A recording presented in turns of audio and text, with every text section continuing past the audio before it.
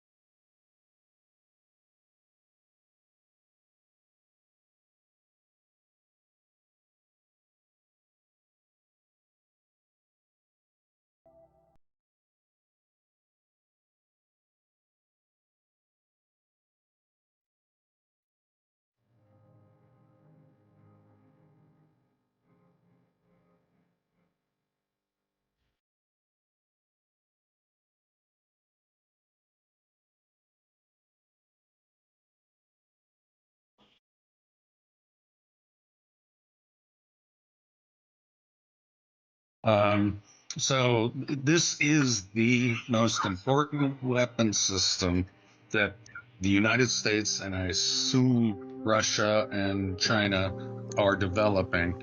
But I really came out to speak because I'm disgusted that this is being done to my own citizens. I did not agree to work on these programs and for that purpose, and so I just had to reiterate that. Yeah. They're getting rewired. They will never be the same human being again, especially if they're under the trauma-based program.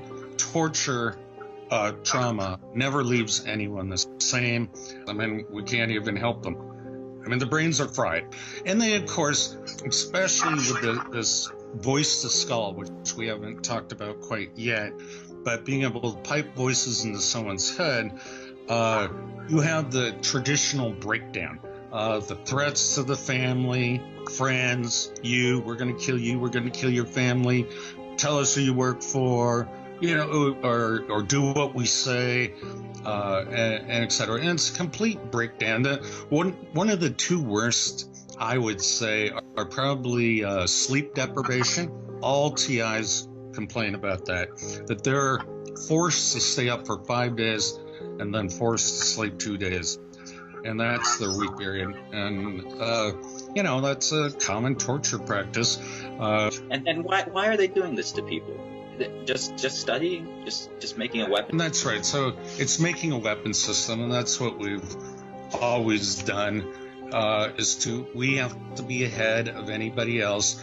And you got to remember how many times both the military and the CIA have been caught experimenting on our own citizens. And they used to use the downtrodden, the black community mostly. And, inmates, too. Yeah, and inmates and anybody they just no one would care about. Right. And so they use them for these, drug testing programs and et cetera. But it seems that they've expanded this program to include people from all walks of life, the rich, the poor, the educated, and from every language. It's gone global because this is it's the ultimate weapon, total totalitarian state, that you don't even have control of your own mind and you believe your thoughts are your own. I mean, it's better than subliminals, although they use those, but literally altering your brain states without your permission. There are other reasons as well, as a lot of it has to do with interrogation. The CIA claims torture works. Now, they're talking about physical torture. Now, no-touch torture is a whole new topic, a whole new category. Most people don't believe it's happening. You can be tortured in your own home. No one will believe you. But this is torture, and I want there to be no doubt about it. This is torture, destruction of life, and a destruction to misery for all these people. And it's a war crime. It's a crime against humanity for sure. How do you make a rational player go down to walk them to their death, or walk them into jail, or commit a crime? And we call it no-touch torture, and so the assumption for most human beings, well, if I don't see blood or mutilation, it can't be that bad.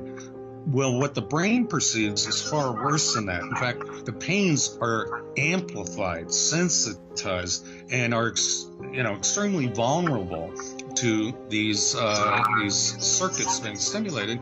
But I am going to say the heart is also another form of an electrical system in the human being. And there are several glands that are connected to the brain, such as the adrenaline gland, that if you stimulate certain portions of the brain, you can cause a remote control heart attack. And this was written about by the Russians in 1970. And it will cause heart damage over time for sure. But if you have any sort of weakness, they can cause a stroke, they can cause a heart attack. So I don't want to say these are completely non-lethal weapons.